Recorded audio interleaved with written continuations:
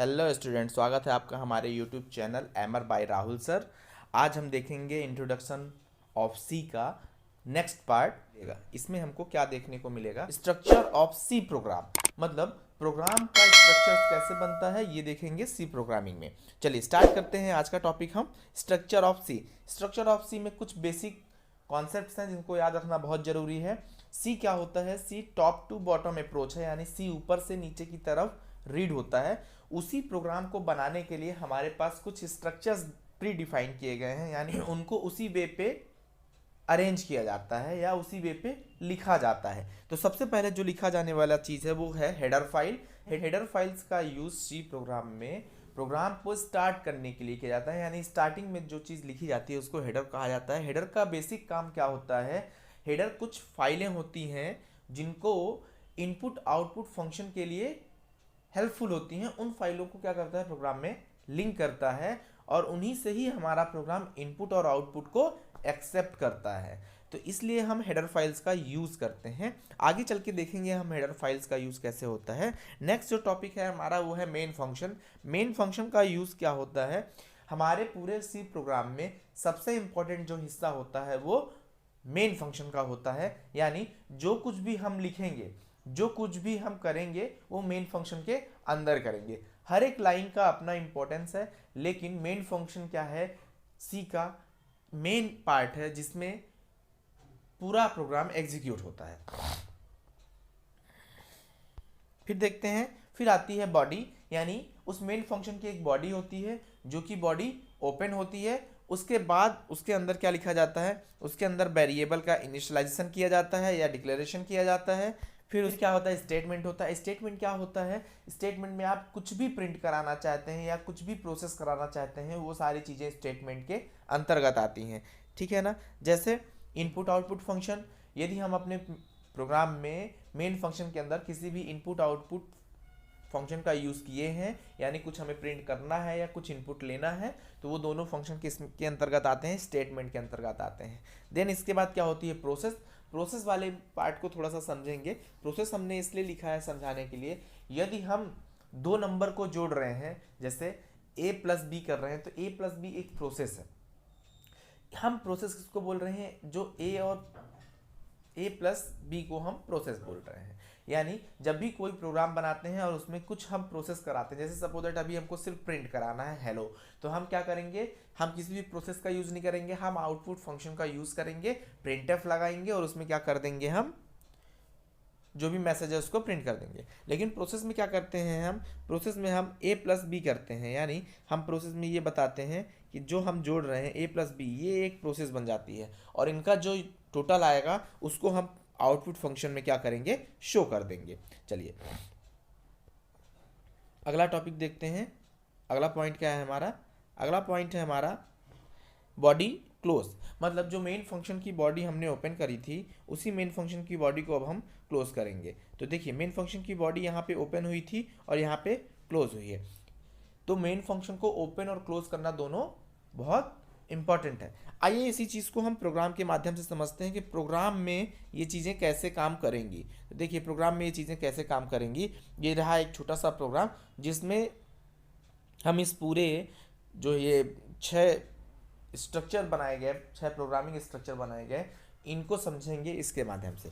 चलिए पहला ही बात थी हमारी हेडर फाइल्स की। तो हेडर फाइल्स देखिए क्या है। हेडर फाइल्स हमारी हैं, देखिए ये हेडर फाइल्स हैं। हेडर फाइल्स क्या कर रही हैं? Hash include studio dot H, STDIO.h। इनका काम क्या है? हैश का काम होता है प्री प्रोसेसर का। हैश क्या है? प्री प्रोसेसर, यानी ये चीज़ों को उस जगह पे लिंक करता है जिस जगह पे ये फाइल रखी हुई है। इंक्लूड मतलब होता है शामिल करना, यानी इनको शामिल करना है। स्टूडियो डॉट एच एक हेडर फाइल है जिसका यूज़ करके हम स्टैंडर्ड इनपुट आउटपुट फंक्शन का यूज कर सकते हैं अपने प्रोग्राम में। STDIO.h का मतलब ही है स्टैंडर्ड इनपुट आउटपुट। ठीक है ना? फिर देखते हैं दूसरी line, main function. Main function बोला था हमने, ये देखिए मेन फंक्शन लिखा गया है wide main. Wide main function इसलिए लिखा गया है, वाइड मतलब होता है नल और ये कीवर्ड में दिखाया गया है आपको, जो कीवर्ड पढ़े हैं ना आप, उसमें वाइड का यूज़ किया गया है। वाइड मतलब होता है नल। यहाँ पे आप इंट भी यूज़ कर सकते हैं। यदि यहाँ पे इंट यूज़ करेंगे दैट मीन्स आपका जो मेन फंक्शन है वो इंटीजर टाइप की वैल्यू को रिटर्न करेगा। तो आपको फिर नीचे क्या करना पड़ेगा, उसे पड़ेगा बॉडी के इंड होने से पहले आपको वहाँ पे रिटर्न टाइप भी दर्शाना पड़ेगा, किस टाइप का रिटर्न टाइप आना चाहिए। तो यहाँ पे हमने वाइड का यूज़ किया है, वाइड मेन सबसे अच्छा है, तो वाइड मेन का यूज़ करेंगे हम। वाइड मेन के बाद हम क्या कर रहे हैं, एक छोटा सा साइन लगाए हैं जिसको हम फंक्शन का साइन बोलते हैं। ये फंक्शन का साइन होता है।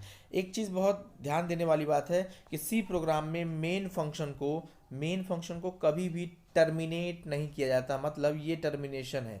ये साइन जो बनाया गया है सेमीकोलन का, ये साइन कहलाता है terminate a line a statement. इस सिंबल का यूज है स्टेटमेंट को टर्मिनेट करना, यानी टर्मिनेट अ लाइन और स्टेटमेंट। तो ये जो सेमीकोलन लगाया गया है, इसको लगाने से क्या होता है कि हमारा जो कंपाइलर होता है, जो हमारा रीडर होता है, वो इस लाइन को रीड करके यहीं पे ख़त्म कर देगा और आगे नहीं रीड करेगा। जैसे सपोज दैट मैं यहाँ पे यदि एक कर्ली ब्रेसेस वो सेमीकोलन लगा दूँ, तो यहाँ पे सेमीकोलन लगाने के बाद हमारा वाइड मेन रीड होगा, लेकिन वाइड मेन के अंदर की चीज़ें रीड नहीं होंगी। क्यों? क्योंकि ये मेन फंक्शन के अंदर नहीं जा पाएगा। ठीक, आइए आगे बढ़ते हैं हम लोग। आगे बढ़े यदि हम तो देखेंगे यहाँ पे मैंने बॉडी को ओपन किया है। बॉडी को कर्ली ब्रेसेस से ओपन करते हैं। ये बताता है कि इस फंक्शन की ये बॉडी है, इसकी बॉडी यहाँ से स्टार्ट हुई है और यहाँ पे एंड हो गई है। ठीक है ना, आगे बढ़िए, आगे देखते हैं। हमने क्या किया है, वेरिएबल का इनिशियलाइजेशन किया है। वेरिएबल का इनिशियलाइजेशन करने के लिए हम इसका वीडियो प्रीवियस लेक्चर में दिखा चुके हैं। जो नहीं देखे हैं वो जाके वहाँ पे देख सकते हैं, ये आई बटन पे क्लिक करके आप देख सकते हैं। ठीक है ना, तो हमने वेरिएबल का इनिशियलाइजेशन किया है। ये देखिए इस तरह का वेरिएबल का इनिशियलाइजेशन है जो कि हम प्रीवियस वीडियो में देख चुके हैं। फिर इसके बाद आता है स्टेटमेंट। स्टेटमेंट के अंतर्गत मैंने बताया था आपको कि सभी इनपुट आउटपुट फंक्शन का यूज़ कर सकते हैं और प्रोसेस का यूज़ कर सकते हैं। यानी स्टेटमेंट के अंदर हम दो चीज़ों को काउंट कर रहे हैं, पहला है इनपुट आउटपुट फंक्शन और दूसरा है प्रोसेस। तो हमने यहाँ पे इनपुट आउटपुट फंक्शन का यूज़ कर लेना है as per requirement, as per demand. तो यहाँ पे हमको यूज़ कर लेना है। उसके बाद हमने प्रोसेस आई है यदि, तो हम उस प्रोसेस को भी यूज़ कर लेंगे और उस प्रोसेस का यूज़ करने के बाद हम क्या करेंगे कि बॉडी को क्लोज कर देंगे। तो ध्यान से समझिए, ये जो हिस्सा लिखा गया है यानी बॉडी के अंदर का जो हिस्सा है ये कहलाता है स्टेटमेंट एरिया। ये स्टेटमेंट एरिया कहलाता है। हमारे पूरे प्रोग्राम का यही हिस्सा एग्जीक्यूट होता है। जैसे स्टूडियो डॉट इसलिए लगाया है क्योंकि यहाँ पे हमने स्कैनफ और प्रिंटफ का यूज़ किया हुआ है। आई बात समझ में? चलिए आगे देखते हैं, हम अगला टॉपिक कवर करते हैं। इसी चीज़ को हम प्रोग्राम के माध्यम से समझने की कोशिश करेंगे। देखिए यहाँ पे हमने एक छोटा सा प्रोग्राम बनाया है हेलो वीवर्स का। मतलब हमें एक मैसेज प्रिंट कराना है, जो मैसेज है हेलो वीवर्स। तो हेलो वीवर्स का हमने एक मैसेज प्रिंट कराया है। तो देखिए हमने एक छोटा सा प्रोग्राम बनाया। हमने पहला लाइन जो लिखा है वो हेडर फाइल लिखा हुआ है यानी studio.h। उसके साथ एक और हेडर फाइल लगाया है conio.h। इन दोनों फाइलों का यूज़ सी में किया जाता है। जो इसका काम है वो स्टैंडर्ड इनपुट आउटपुट को दिखाना है, और जो ये फंक्शन है ये कंसोल इनपुट आउटपुट को दिखाता है। कंसोल इनपुट आउटपुट में गेट ch clr scr ये सारे फंक्शंस का यूज़ होता है।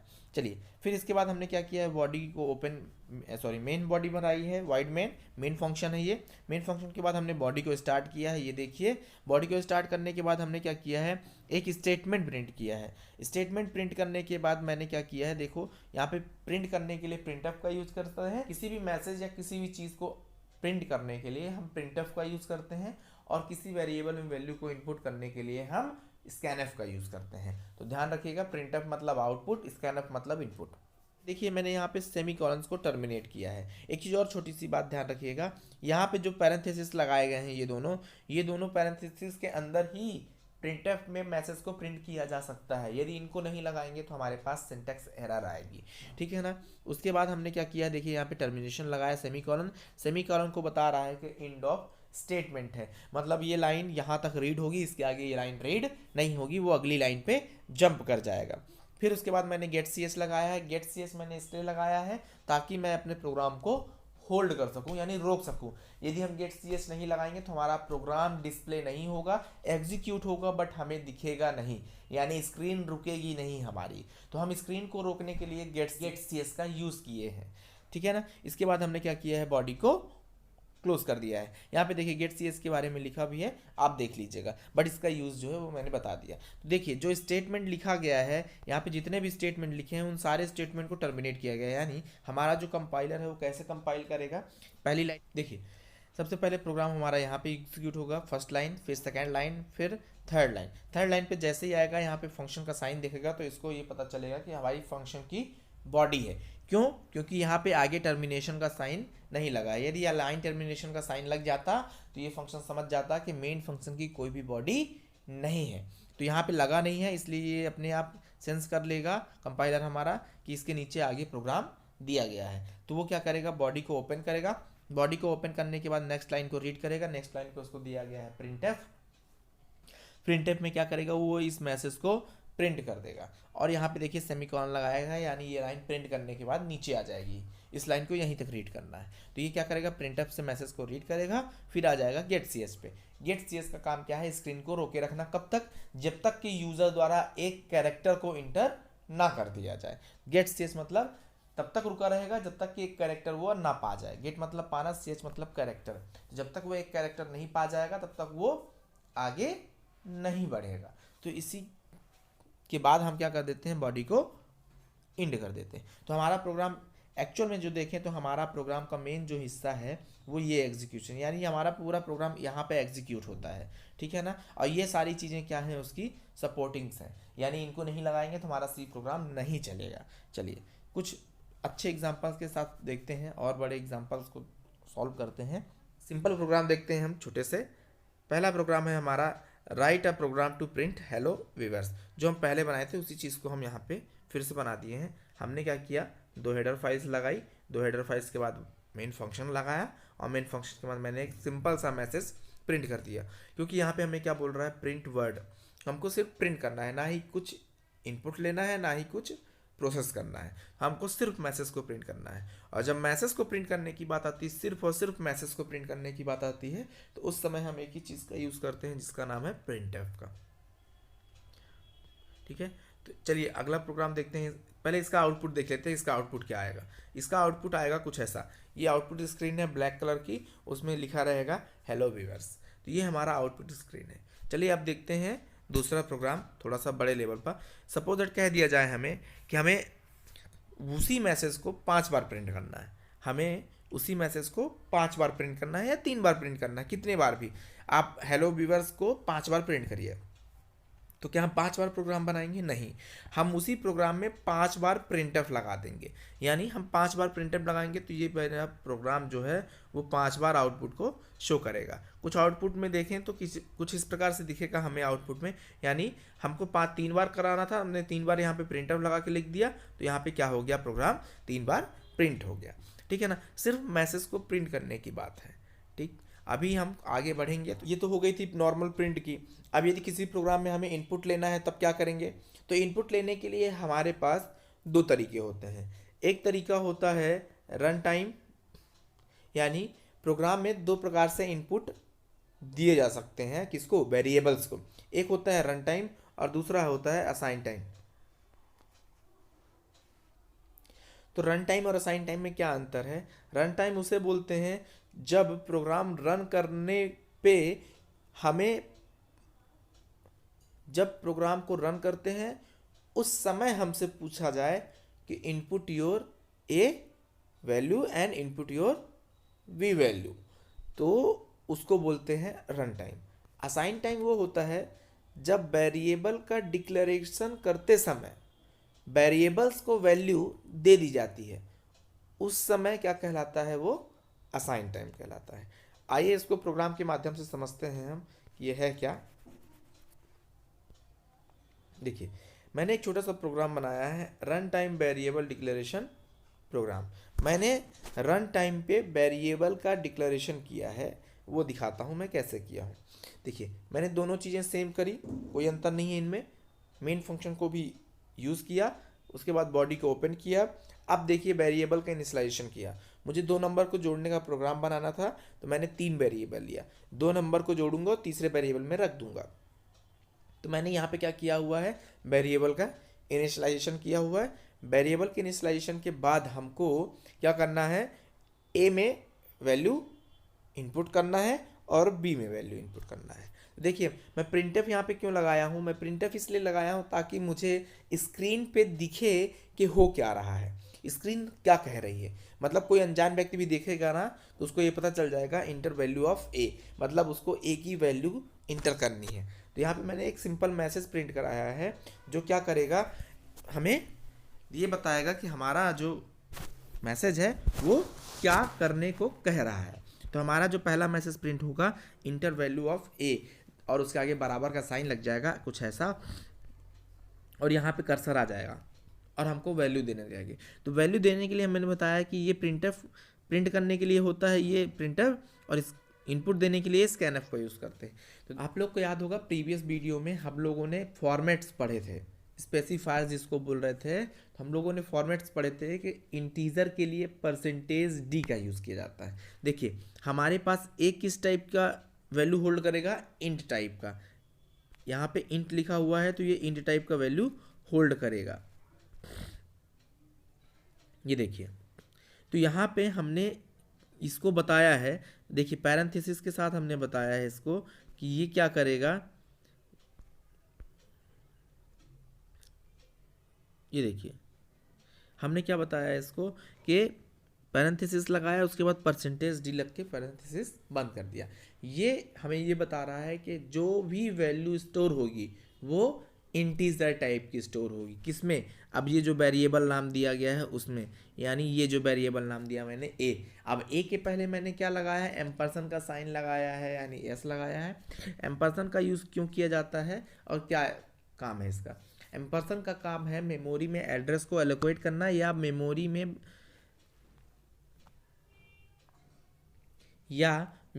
को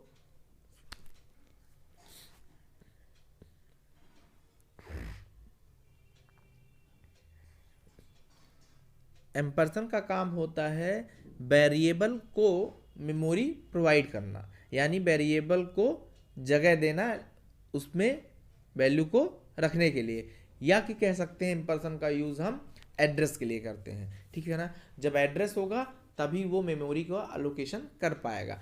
तो ए एम्परसन ए का मतलब है कि ए क्या करेगा, जो भी इनपुट आएगा उसको होल्ड करेगा, यानी उसको अपने पास स्टोर करेगा। तो ये एक स्टोरेज है। ठीक है ना, अब स्टोरेज कुछ लोग बोलेंगे ये एड्रेस है, स्टोरेज नहीं है।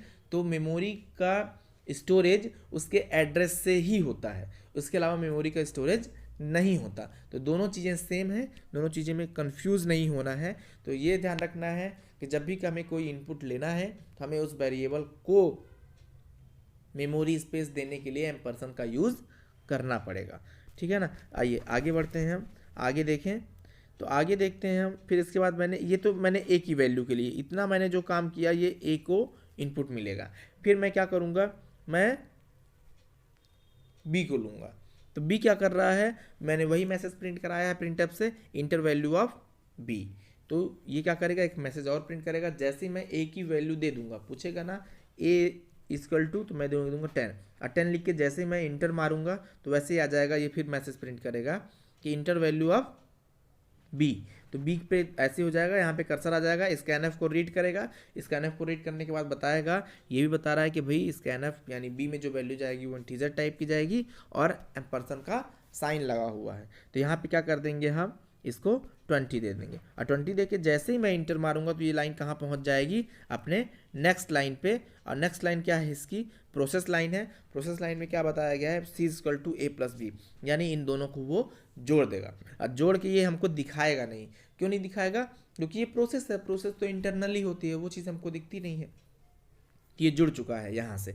जैसे यहाँ पे जुड़ जाएगा तो वो नीचे आ जाएगा, और नीचे आके मैंने फिर से एक प्रिंटफ लगाया है, और प्रिंटफ में मैंने लिखा है टोटल सी, तो यहाँ पे दिखा देगा सी इजकल टू परसेंटेज डी। देखिए मैंने लगाया है यहाँ पे परसेंटेज डी इसलिए लगाया है ताकि मैं बराबर के आगे किसकी वैल्यू देखनी है ये बता सकूँ। तो मुझे यहाँ पे किस टाइप की वैल्यू देखनी है, इंटीजर टाइप की वैल्यू देखनी है, यानी जो जोड़ आया होगा वो इंटीजर ही होगा ना, ये इंटीजर है तो इनका जो सम आएगा वो क्या होगा, इंटीजर ही होगा ना। तो c बराबर क्या है, इंटीजर है, लेकिन किसका इंटीजर देखना है, तो हमें c का इंटीजर देखना है, यानी जो वैल्यू c में गई है वो मुझे देखनी है, ठीक है ना। a लिख देंगे तो a की वैल्यू दिखेगी, b लिख देंगे तो b की वैल्यू दिखेगी, लेकिन मुझे देखना किसकी वैल्यू है, c की। तो मैंने यहाँ पे क्या लिख दिया, c, तो इसकी वैल्यू यहाँ पे हमको दिखना स्टार्ट हो जाएगी, तो यहाँ पे हमको दिखेगा 30, ठीक है ना। इसके आउटपुट के माध्यम से हम ये देखें इसको तो थोड़ा सा आसान हो जाएगा और समझना आप। इसके बाद मैंने यहाँ पे गेट सी एस लगाया है। गेट सी एस का काम मैं आपको बता चुका हूँ क्या होता है, स्क्रीन को होल्ड करने के लिए गेट सी एस का यूज़ किया जाता है। कब तक के लिए, जब तक कि एक कैरेक्टर ना दिया जाए। फिर उसके बाद प्रोग्राम की बॉडी को हम क्लोज कर देते हैं, यहीं से हमारा प्रोग्राम एंड हो जाएगा। अब देख लेते हैं इसी का पहले हम असाइन टाइम, ये तो रन टाइम था, अब इसी का असाइन टाइम, यही प्रोग्राम मैं असाइन टाइम पे बना रहा हूँ। ये देखिए असाइन टाइम पे बनाया गया प्रोग्राम बहुत इजी हो गया, लाइन कम हो गई। देखिए हमने दो सेम चीज़ें लिखी हैं, यहाँ से भी मेन फंक्शन ओपन किया, यहाँ पे भी हमने फंक्शन ओपन किया। यहाँ पे देखिए वेरिएबल ए बी सी लिया था यहाँ पे मैंने, और यहाँ पे मैंने क्या कर दिया, run time sorry assign time पे ही वैल्यू को इनिशियलाइज कर दिया। मतलब a बराबर है किसके, 5 के, और b बराबर है 5 के, ठीक है ना। तो मैंने यहाँ पे क्या कर दिया, दोनों को सेम कर दिया। तो देखिए c को खाली छोड़ दिया, c को खाली छोड़ने का मतलब क्या निकला, ये c जो है हमारा वो क्या करेगा, वैल्यू को स्टोर करेगा किसकी, a प्लस बी की। चलिए फिर क्या किया, यहाँ पे हमने एक प्रोसेस लगा दी। इस प्रोसेस में क्या हुआ, a प्लस बी हो रहा है और उसकी वैल्यू कहाँ जा रही है, सी पे। टोटल मैंने क्या कर दिया, सी, यानी देखिए ये दो लाइन जो थी हमारे पास, ये दो जो लाइन रन टाइम पे बन रही थी, ये लाइन हमारे असाइन टाइम पे नहीं बनी, वो डायरेक्ट हो गया। तो यहाँ पे मैंने सब प्रोग्राम सेम है, बस ये दो लाइन की जगह पे मैंने यहाँ पे डायरेक्ट वैल्यू को इनिशियलाइज कर दिया है। आई बात समझ में। अब इसको देखते हैं आउटपुट के माध्यम से, इन दोनों के आउटपुट के माध्यम से हम समझते हैं क्या है। पहले हम रन टाइम का आउटपुट देखेंगे। रन टाइम का आउटपुट कैसा आएगा, ये देखिए रन टाइम का आउटपुट यहाँ पे दिख रहा है ना। मैंने क्या लिखा था, मैंने लिखा था इंटर वैल्यू ऑफ ए, तो इंटर वैल्यू ऑफ ए ये पूछ रहा है, ये देखिए इंटर वैल्यू ऑफ ए, और ए पूछने के बाद कर्सर पे मैंने क्या इंटर कर दिया, मैंने क्या इंटर कर दिया 5। फिर यहाँ पे लाइन रीड हो गई। फिर जैसे ही दूसरी लाइन पे आया यहाँ पे, तो ये पूछ रहा है इंटर वैल्यू ऑफ बी, तो यहाँ पे लिखा है इंटर वैल्यू ऑफ बी, तो यहाँ पे क्या हो गया, बी की वैल्यू दे दी। तो टोटल ये वाली टोटल हो गया। फिर उसके बाद अगली लाइन में आ गया, अगली लाइन पे आने के बाद उसने क्या देखा, total C equal to percentage D comma C की वैल्यू। तो यहाँ पे किसकी वैल्यू दिखेगी, सी की। तो सी की वैल्यू क्या आनी चाहिए, 10। तो a प्लस बी को जोड़ दिया तो 10 आ गया। तो ये रहा इसका आउटपुट। इसी टाइप से देखेंगे असाइन टाइम का आउटपुट, तो सेम उसका भी आउटपुट ऐसा ही आएगा, बस उसमें हमें किसी भी प्रकार का इनपुट नहीं था, सीधे वैल्यू दी हुई थी और हमको जोड़ना था। तो यहाँ पे डायरेक्ट मैसेज क्या प्रिंट होगा, क्या प्रिंट हो गया, 10। देखिए यहाँ पे क्या था, रन टाइम की बात करें तो रन टाइम में कितने प्रिंटफ लगाए गए थे, 1 2 और 3, 3 प्रिंटफ लगाए। आउटपुट में देखिए क्या तीनों प्रिंटफ दिख रहे हैं, यस दिख रहे हैं, ये पहला, ये दूसरा, ये तीसरा। यहाँ पे देखिए यहाँ पे कितने प्रिंटफ लगाए गए हैं असाइन टाइम पे, असाइन टाइम पे सिर्फ एक प्रिंटफ लगाया गया है और एक ही प्रिंटफ हमको यहाँ पे दिख रहा है। तो ये अंतर है प्रिंटफ और स्कैनफ का। आप लोग प्रैक्टिस करेंगे तो आ जाएगा, बहुत आसान है, ठीक है ना। कि आप लोग ये ट्राई करेंगे घर पे, ट्राई करके जो भी करिएगा, कोई प्रॉब्लम होती तो आप हमको कमेंट करके ज़रूर बताइएगा। जिसके पास लैपटॉप या डेस्कटॉप नहीं है और वो मोबाइल पे ही कोडिंग करना चाहते हैं, तो उनके लिए डिस्क्रिप्शन पे मैंने लिंक दे दी है, वो वहाँ पे जाके उस ऐप को डाउनलोड कर सकते हैं। वीडियो देखने के लिए धन्यवाद। वीडियो को लाइक करें, शेयर करें, सब्सक्राइब करें। Thank you.